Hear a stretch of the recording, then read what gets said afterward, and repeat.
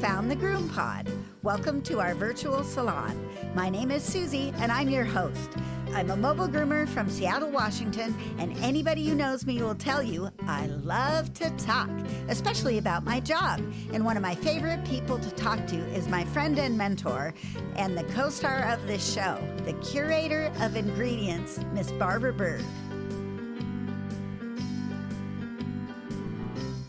Yo, girlfriend, here we are again. Happy Sunday. Happy Sunday to you too, Barbara Bird. Welcome to episode 444 of the GroomPod. I just like saying that. 444 is a good number. Oh, that's a lovely number. It is. Recorded on April 13th, 2025 in Snohomish, Washington and Greenville, South Carolina. This podcast is brought to you by our kind sponsors, Best Shot, Show Season, Precision Sharp, and Stasco. And if you guys would like to tip your podcasters, you can do so at our website, thegroompod.com, and use the donation button, or you can join us on Patreon using that button. This week, we're untangling the mystery of Slicker Brushes. So this week, What's New is brought to you by Best Shot. Let me tell you about Best Shot's newest addition to the Ultramax Pro line. Ultramax Hair Hold is a flexible hairspray that can be layered on for a stronger hold. Ultramax Hair Hold spray is great, but my favorite new product is called the Max, and I won't groom without it. It's a fragrance-free ultra-concentrate conditioner and detangler. It reduces drying time and handles undercoat and tangles like magic. Just a few drops in the final rinse or spray it on and dry it in. Contact your favorite Best Shot distributor or learn more online at bestshotpet.com. Grooming success begins with Best Shot in your tub. Made from the best stuff on earth. I have a funny story about this week. We all know that I do procrastinate doctor visits and feel that maybe I don't need to go as often as I thought. And really, the last time I went to this particular doctor, nothing had changed from the time before. So I thought I was cool. But I had noticed recently that my glasses really look like crap. Like the finish is all eaten off and I might as well have a piece of tape over the nose band. They just look awful. And I thought, well, maybe I should go to the doctor and get my eyes checked so I can get some new glasses, because these ones aren't looking so good anymore, even though I do love them. They're very cool, but I thought it was time. So I went and made an appointment to go to Costco where I get my glasses. And I got in there and guess what? It had been 5 years. 5 years since I had been in and had my eyes checked. And you know what's weird? And I know you know what's weird because you've already been here a little ahead of me in this game. Sometimes your eyes don't change at all, and then other times your eyes change a ton. And even though my eyes didn't change between the last two, which I, of course, diligently went right at 3 years, this time they've changed tremendously. So I am now apologizing to all of my clients for the last 2 years of grooming because I have no idea how much my quality might have gone down. I'll be finding out later this week because my glasses are ready. So I'm going to go in and pick them up. I'm sure it's not as bad as I think. No, I'm sure it's not as bad as you think, too, because you kind of, when you have an eye for something, you're looking for something like sticky outings, you're going to see that. So I picked some really cool glasses. I can't wait to show them to you next week when I get them. But I tried to change my appointment on Monday because I don't want to go have them fitted to my head by the weekend people. I want the Monday through Friday people to do the fitting because I really do beat them up quite a bit and I need some good guidance in how to get them to be right on my head. So I only have one appointment tomorrow, Monday. And I was thinking that I could move that appointment and go to Costco in the morning and try to pick up my glasses and get them adjusted and then go to the appointment and do their dog. But it didn't work out as well because they had a doctor's appointment later in the day. So I have one more groom to groom with the bad glasses, and then I get the new glasses, and I'm happy about that. I also had to have a tooth pulled between last time and this time. That was icky. But I did get really good drugs. I enjoyed that. You know, as a recovering drug addict, getting the good drugs is something to look forward to. So I had my good drugs. I got my tooth pulled. My tongue is so naughty. I'm sure there's lots of people out there that can relate to this. Yeah, you just won't leave it alone. It's trying to untie the knots. I swear it's got a mind of its own. I need a little table divider for my tongue. And Oh, it's I bad. know. They're wild. They're wild and crazy. They're just like OCD. They just go like, go to it, go to it, go to it, go to it. You can't stop them. Can't stop them. It's terrible. That's funny. Well, I have news on the medical front. Oh, let's hear it. I am on June 1st. I'm going to be fit for a pacemaker. Oh, good. That's exciting. I am so excited. I'm so looking forward to it. I'm especially looking forward to kind of getting some energy back, some endurance. But I've been doing better in the last week, and it's because of the changes in the medications. I want to say to any of our listeners who might be battling with depression and or anxiety, there's medications out there that can really, really make a difference for you. I just recommend that you even just work through your primary care doctor and get some antidepressants and anti-anxiety medicine. And they just can give you your freaking life back. And that's what's happened with me. I just suddenly come alive. And of course, the expectation of better feeling in the near future is indeed making me feel better right now. So Excellent. I'm in pretty good shape. I even put together my wicker rocking chair that I got from Walmart. Walmart has decent furniture. It's a dark brownish wicker with blue cushions. Nice. It'll work your leg muscles out. It's working my leg muscles. Listen, it worked my leg muscles so much that the first day that I had it, the next day I woke up and I couldn't walk.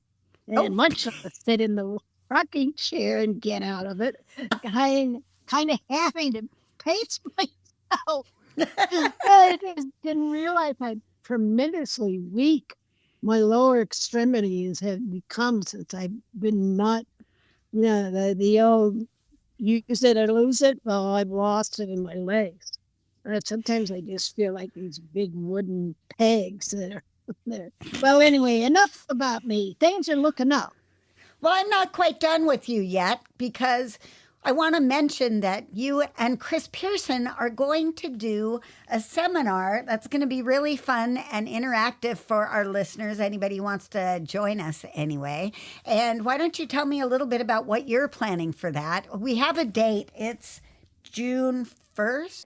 I'm going in for the pacemaker on May 1st, and I'm delivering the webinar on June 1st. Okay. Yeah, well, Chris and I have been talking for years about partnering for our webinars because our material coincides real well. She's a mentor of mine, and I'm a mentor of her. So it's just really good. It's kind of the meeting of the minds, if I may say so, because she's very science-based and intellectual, and I'm very science-based. And when I'm not fooling around, I am intellectual too. So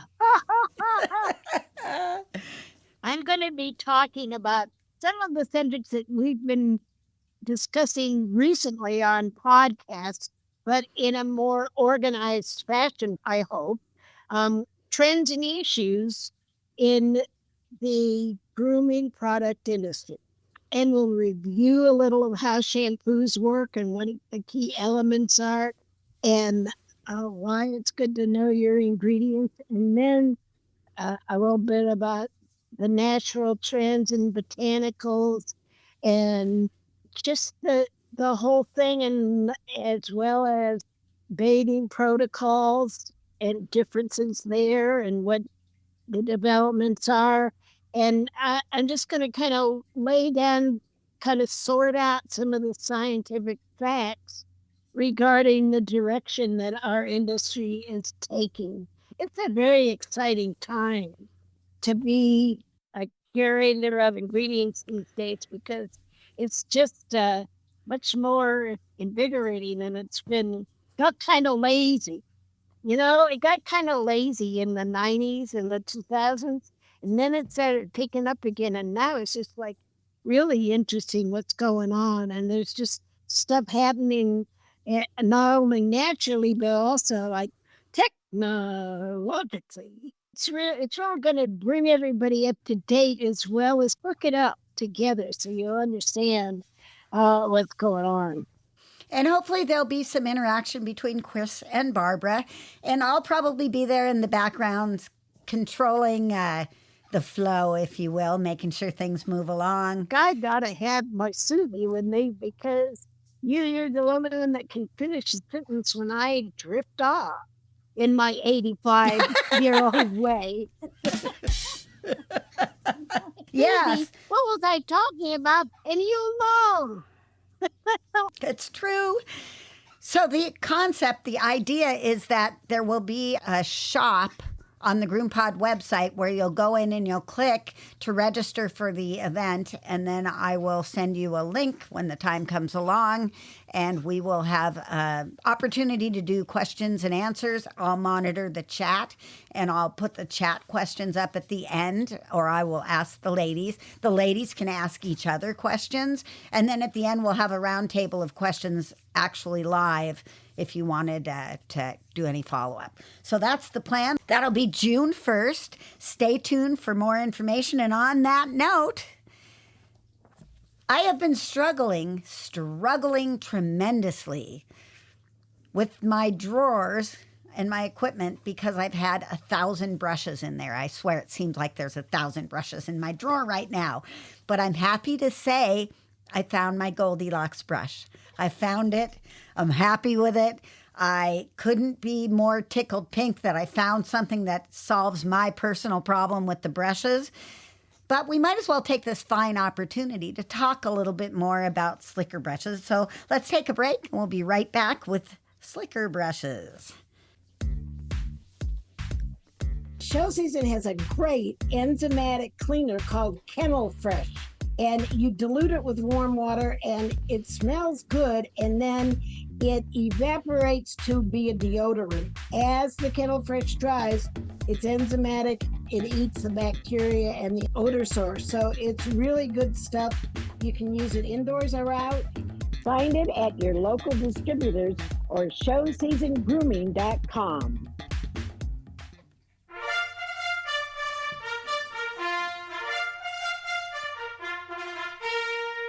Ready, groomers? Here comes our first appointment. Untangling the mystery of the Slicker Brush. So, Barbara, we both use Slicker Brushes in similar but different ways. And of course, we know Barbara is very focused on keeping the coat perfect and maintaining beautifully long flowing coats and keeping the damage down, whereas I cut most everything off because I'm dealing with a lot of behavior dogs or families that really want low maintenance dogs. So we asked the listeners what they learned about brush choice in their education period of their grooming careers. And boy, was that funny. It's unanimous.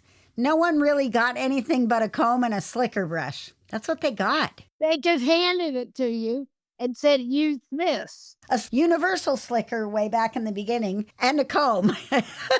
So, Barbara, where did slicker brushes come from? I know you know because we've talked about it before. Well, they came from livestock.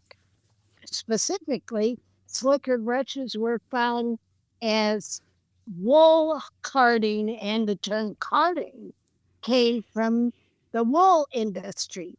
So they would strip down the lamb, and they had this bundle of yucky lamb's wool. They put it through a washing process, and then they would slicker it out, card it out, until they could make fine enough material that could be woven into threads, twisted into threads. That slicker brush, which were straight-handled and flat-edged, so much of grooming happened in the barn. The dogs would be taken out to the barnyard to be bathed out there, and they would dry them and card them out there. So that slicker brush just worked well on dog hair, so they thought. I mean, there never was an issue about coat damage because but they didn't do it often enough to get a good accumulation of damage. Like we have dogs that are groomed every 4 weeks, every 2 weeks, and maybe mom is actually brushing them out once or twice a week.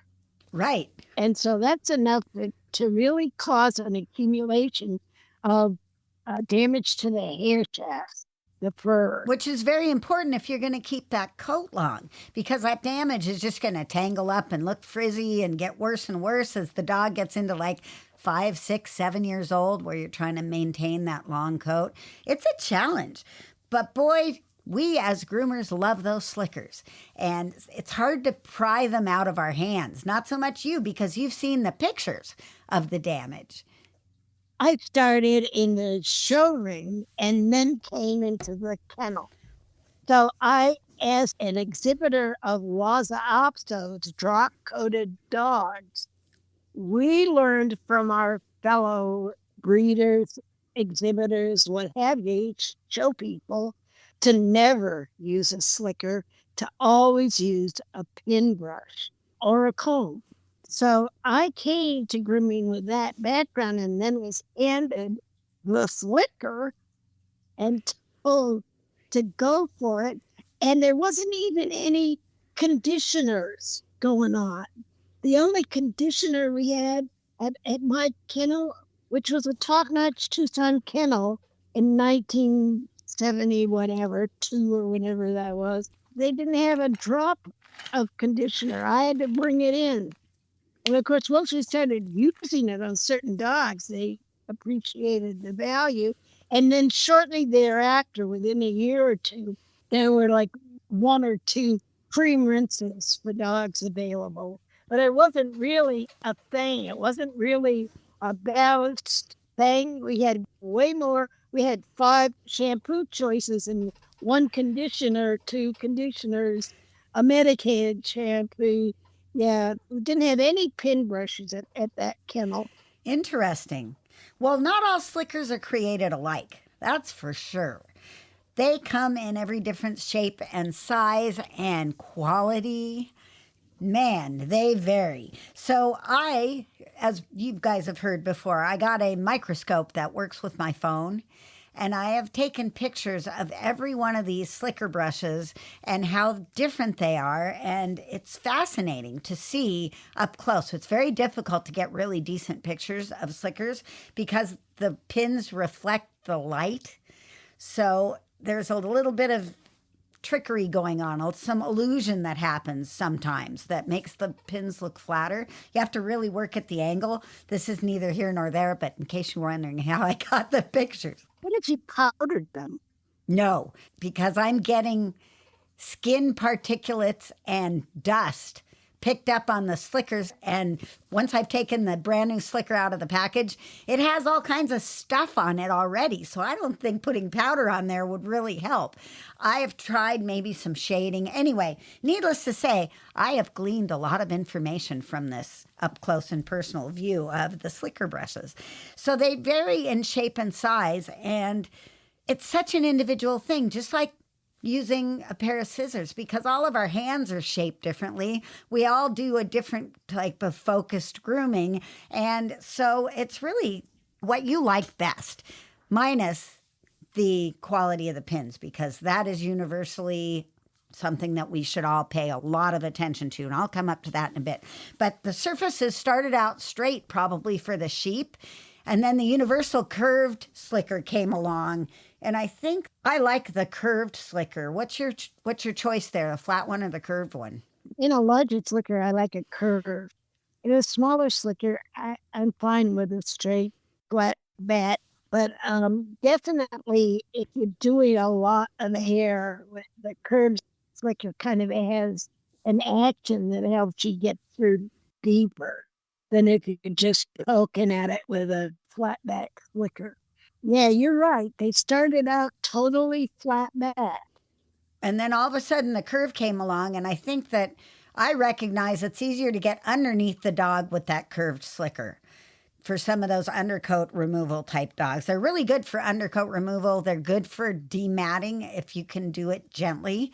And they're good for removing bits and pieces of stuff that gets in there. They do that pretty good. Yeah, I think that's one of the real saving grace of the Slicker brush is that it can lift out debris that gets mixed with a paintbrush or a comb. And that's one of the main ways that I use slickers on, like on the feet, Yeah.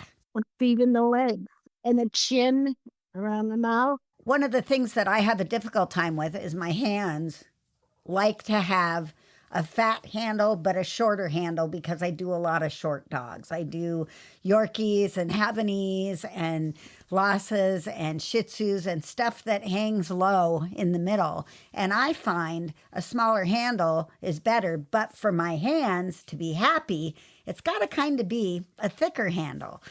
That handle that the Artero brushes have with the bamboo, you have to wrap it in something like we were talking about with the drum tape or vet wrap or some way to make that handle a little thicker because that thing is miserable. Then there's also, is it fixed head or is it a flexible head? And in my case, I was desperately looking to replace my Le Pooch lime green two-sided flexible head slicker. It was small. It got underneath the dogs. I could manage it with my bad hands. So that's what started this whole quest. What I found is there are some flexible head brushes, but they're not the same either. Like they vary a lot.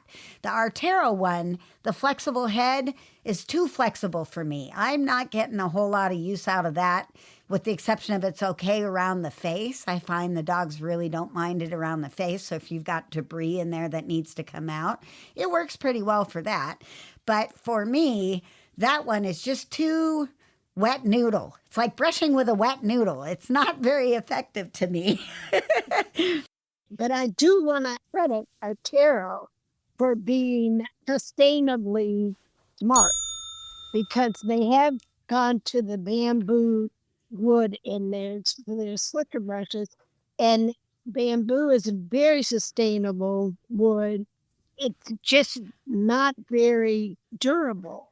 So they're having issues with that. Yeah. They're searching for sustainability because that's one of the trending issues in the grooming tool market is you either want a comb that's going to last forever or you want to be able to regrow the material that it's made out of. As a matter of fact, Barbara, you gave me bamboo socks. And even though I wore them out pretty quickly, they were some of the softest, most fantastic socks I've ever had. I love them. I have bought more bamboo socks since then. Bamboo's a great resource. It just needed to be a different shape on the handle. And I'm sure there's probably something in the way the bamboo grows that they can't really laminate it on there the right way to make it fat. But I like a fatter handle. So the pins come in a variety of lengths. And I find they have quite different functions. Like the shorter length really is good for the tapping out of the debris or the little bit of tangling. And the ones with the longer, they straighten and align the hair beautifully. They also do pretty good at getting some of those tangles out as well. There's been a user demand for longer pins. And I think this is an instance where groomers have influenced the direction that evolution has taken is with the slicker brushes. And groomers have wanted longer pins for longer hair and longer pins that will get through. Groomers don't want a line comb or brush, where you like layer it down. They want to be able to get through the whole leg, period. And in order to do that, they need longer pins. And longer pins seem to be more flexible as far as the dog is concerned. It has more give to them when they're pulling things out. So the longer pins are definitely trending now. The Chris Christensen Coral brush was very popular. It had long pins on it. And what happened is then as the companies change hands, sometimes the quality does not get retained. So there's been some difficulty with some of those brushes breaking, but other companies make some good brushes. As a matter of fact, you and I both have the Tweezerman Slicker brush, and it has long pins and they're coated, and that really is a quality brush. Are you enjoying that? I love my Tweezerman brush. It's on the small side. It has wider and longer pins. And speaking of that, Chris Christensen now has a new brush on the market called the Big A. And that's exactly what they've done.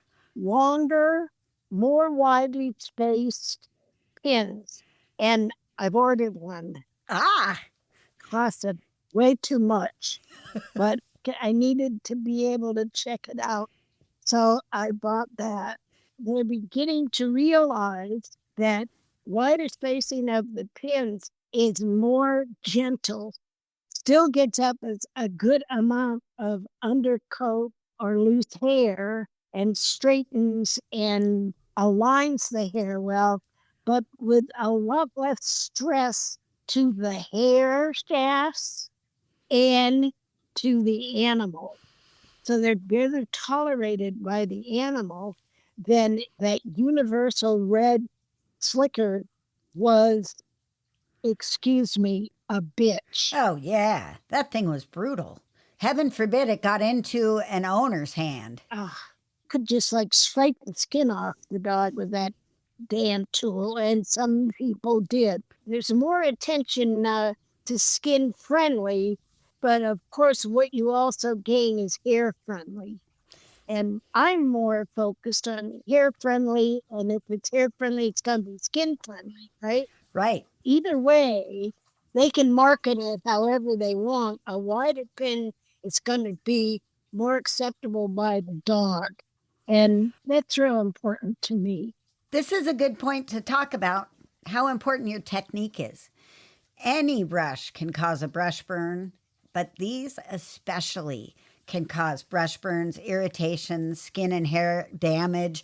So be very mindful. You are the operator of the tool. You need to be watching for any redness or pinkness. You need to be the person who is aware of how much pressure you're using, how many times you're going over the same area. This is our responsibility as professionals. And I say we really need to look at the ends of the pins with a microscopic lens. 3x is fine. And I have done just that. And this is exactly what Susy's into over her head. Way over my head. I have so many pictures on my phone right now from the microscope and all the different brushes. And then I realized I didn't know which brushes were which after I had taken so many. So I had to retake a bunch so that I could get good ones. I'm still not really happy with the ones I have. I'm going to do some editing. But here's what I've got to say. You've got coated pins and you've got non-coated pins. Let's talk coated pins for a moment. I've got 3 different coated pin products. I have the one from Safari. I've got 3 Safari brushes that are coated pins. I have the Artero coated pin brush, and I have the Tweezerman coated brush. Each one of these comes in at a different stage of quality. Though the Safari brushes, the pads hold up because the pads are important and how the pins are seated in there, they hold up.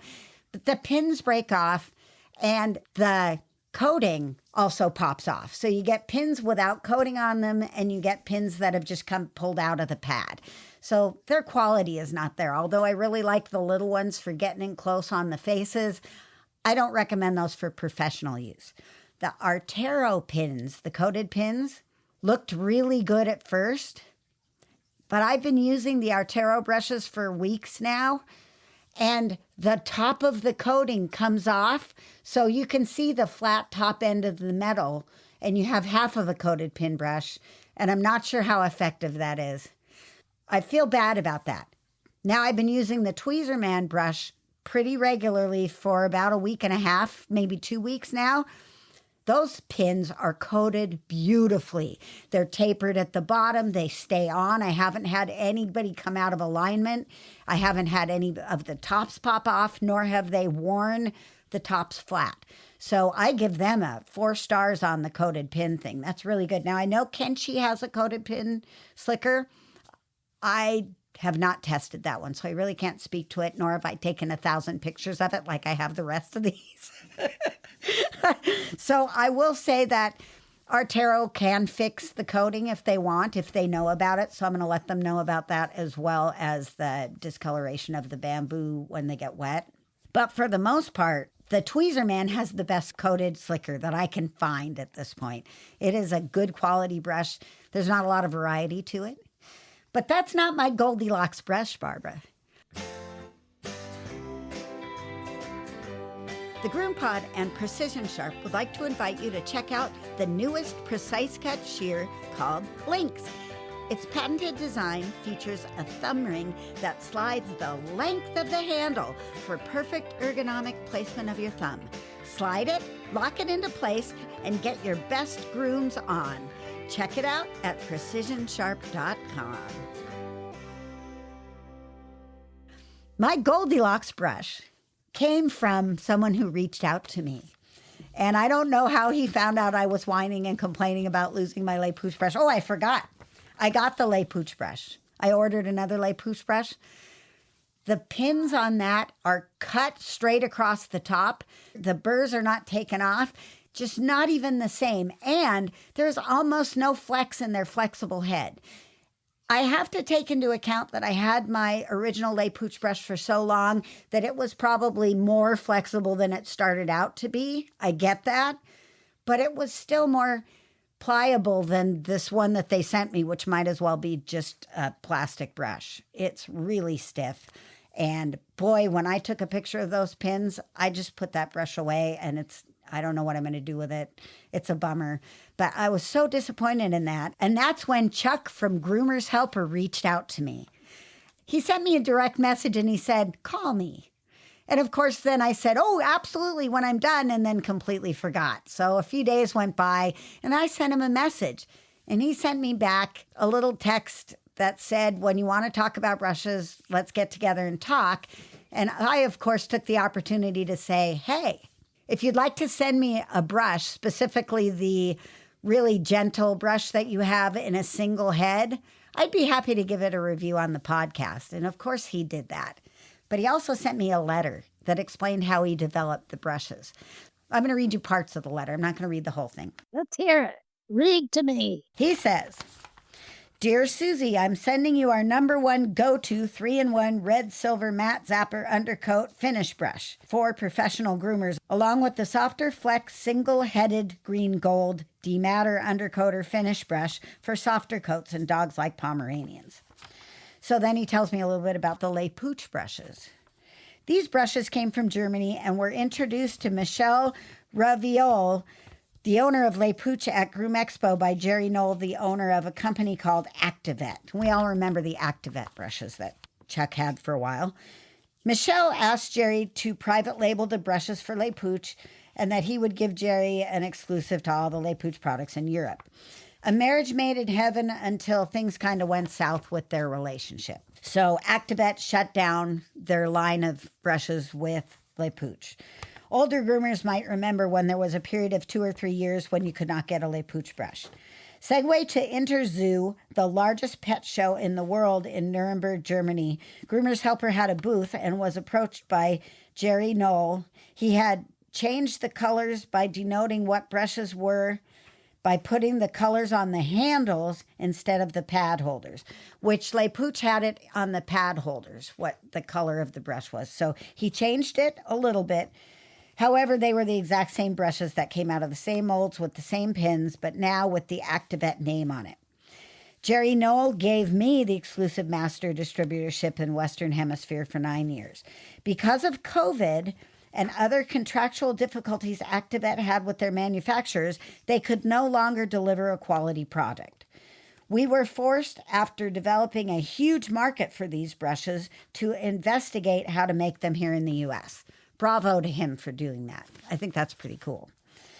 After close to $250,000 and 18 months of hard work, I developed a superior product manufactured right here in the United States at our Groomers Helper factory. I named the brand Flex It and came out with 18 different brushes. 18 different brushes. That's a lot of combinations. It's just basically different combinations between the type of brush head and the single or double brushes. Most of the products in the grooming industry were manufactured by companies that had no idea what we needed as groomers.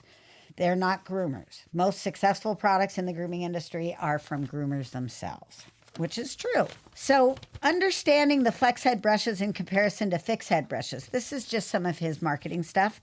Fixed head brushes have been around a long time. The only innovation I have seen is the Frank's Universal Brush Curved Head. We talked about that earlier. Let me say, when I first show groomers these brushes, the first thing they do is feel the pins or run them over the skin to see if they scratch. We electronically blunt the edges of the pins, but they are still pins, and this is the most aggressive brushes in the industry. So he says be careful. Use the tap and tug is what we call the tap and pull, where you just tap into the mat and you're not necessarily raking over the skin. Well, definitely with the mat breakers, because those are some stiff brushes. That is not my perfect brush either. My Goldilocks brush is that very soft one, the softest one he makes, and it's fantastic, and I love it. Because he's done this himself, this brush has a lifetime guarantee. It's spendy, but it's lifetime guaranteed by Groomers Helper. You can replace the pins and the pad from Groomers Helper on this brush. You don't need to just toss the plastic handle away. You can keep it forever. And speaking of the handle, it's nice and fat and it fits in my hand perfectly. It's a beautiful design. It's better than the original Le Pooch design. If you don't like it, they'll give you your money back, which I think is just a statement to how much he believes in these brushes that he had made. I said, but how do you guys round it off? And he uses it like an electronic method to take the burrs off and to round the head. So I, of course, immediately pulled it out of the package and got my microscope out and took 1,000 pictures of this brush as well. The sunlight or light from the LED in the microscope will catch the top of the pin and make it appear like it's not as smooth. But if you come at it from the side, you can see how rounded the end of the pin is and just how gentle the transition between the end of the pin and where the pin goes into the normal shaft. So I love this brush. I'm not in love with the bigger brush because it doesn't fit in my hand as well. And I also don't feel like I need more stiffness to get the mats out of the dogs I do. Show Season has a great enzymatic cleaner called Kennel Fresh. And you dilute it with warm water and it smells good, and then it evaporates to be a deodorant. As the Kennel Fresh dries, it's enzymatic, it eats the bacteria and the odor source. So it's really good stuff. You can use it indoors or out. Find it at your local distributors or showseasongrooming.com. Now, this was another question that we asked on the podcast as an interactive. So I'm going to read you those answers, Barbara, because it was fun. Here we go. Leanne Wells said she didn't learn anything about brush selection. Actually, a lot of these were just about that, people saying no. So Debbie Jo Larson, our friend Debbie Jo, she says about whether you need the stiffer brush. No, just the opposite. Unless you want to rip the hair out, LOL. Dematting brush should be softer. There was one kind of slicker pretty much when I started in a Greyhound comb. I've always liked to walk through grooming areas at dog shows and see what kind of tools are being used on the hair to keep from damaging it. That's basically where I started getting my knowledge of brushes and combs, and then later on in seminars and continuing education. So she likes a softer brush to demat. I don't like the flat, really soft brushes, like a brush you would use on, say, for instance, a cat. I don't like those. But the softest brush of the Flex-It brushes is just right for me. It's perfect. It's a bowl of porridge that is the right temperature and has just the right amount of sugar and maple syrup in it. So Linda Wilson says, when it comes to flexible brushes, specifically Le Pooch, yes, the soft brush doesn't work as well on the mats as the harder ones. And number 2, here's your equipment kit. This is a slicker brush. That's what she got in grooming school as well. Gail Fagan says, yeah, she didn't get anything either. Ingrid David said, in school in the mid-90s, I had a Miller's Forge slicker for all the brushing of pets with a greyhound comb for checking, a wide-tooth comb for dematting cats and rabbits. I was taught to use a palm pad on stripping terriers without a real explanation of why or proper use, and a smooth tip pin brush for drop coats. While working at the school in the late 90s, we were given Le Pooch prototypes to play with. I have used them since, but not for extreme matting.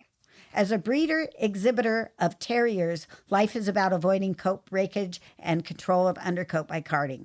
A slicker is carding if one understands the processing of an unprotected pin slicker brush to do that. They're breaking coat, and then we get the blame for it. They need to be taught, just like we needed to be taught. I think that groomers need to do more friendly education of our clients, even if it's a handout. You can write it up, or pay me, I'll write it up. They're left all by themselves. They have no veteran expert in the house who knows what they're talking about. They're left on their own, and they think that more is better brushing and combing, whereas more brushing is not necessarily better. And they might be doing an everyday attack on the coat of their dog. I agree. I love my owners, and I think they all have a commitment to being a good owner. And some pet owners are just not equipped to deal with the behavioral challenges and the relationship challenge that happens between them and the pet with grooming. The pet's talking out of it. They certainly do. He won't let me, and I believe her. I believe also that we should give our clients grace. We work for them. They are our employers. Acknowledge the fact that they're brushing, even if it is doing some damage. Then sell them a spray, sell them a coated pin brush, or you can go to the link that's on our website and go into Chewy and copy a link from Chewy and then give them that. And then the GroomPod, actually, you'll get a little kickback from that. So that's worthwhile. Mia says, I love my soft, flexible slicker brush for dematting. It's super effective and it saves my hand, arm, and the dog's coat and skin.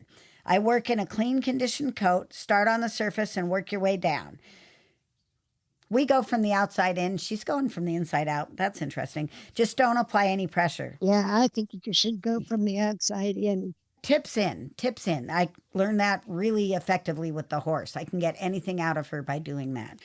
Virginia Beth says, I try to use the least damaging brush I can, usually a coated pin slicker. I mostly learn by trial and error. That's what works best for me. And Tammy says, I love my Artero dematting brush. It has extremely hard pins, but I use a very soft grip and pat and pull, and it seems comfortable for the dogs. It gets the job done fast, too. So the Le Pooch saga falls into this. How long do you think that's going to be? Too long. Okay, we'll save that for next week because I just bloviated on and on about slickers. I think one of the things that we want to be very clear about as we wrap up this brush thing is we want to be very clear that the Le Pooch slicker of today is not the Le Pooch slicker of yesteryear that was developed with foresight and mindfulness. This is an imitation without regard to the intricacies of what the groomer needs for a brush. And what the original design was. It looks like, but it ain't. So don't even try. It's not the same animal. It's not the same tool that we raved about. The technology and the caring that went into the original tool is now what you would find on the new Flexit from Greener's Helper. I really agree, and I would suggest that you go up and see him at a grooming seminar because there is no better marketer. He is the absolutely best marketer you will ever meet in your life. He knows his products because he's designed them and had them built, and he's passionate about it. So what I'm going to do is I had our friend Dana Chavez Ray go up to him at Intergroom and take a video of his pitch for the brushes. And I'm going to put that video up when we release this episode. Thanks for being here. You're the best. I just want to tell you that. You're just the best. No, you're the best. And our listeners, they are the absolute best. We have the best listeners. I have so much fun doing this. You guys have made my dreams totally come true. So I'm so lovely to hear so many of the groomers write about the tap and pull. You get it. You guys get it. You're listening. You're hearing it. I'm woo! Yes, woo! All right. You're learning. Yes. Well, thanks for being here, you guys. Thank you for supporting our sponsors. They do make it possible to produce this show, as well as the people on Patreon. Thank you to our Patreon pack. And happy grooming. See you next time on the GroomPod. Bye-bye now. Well, remember, we love you.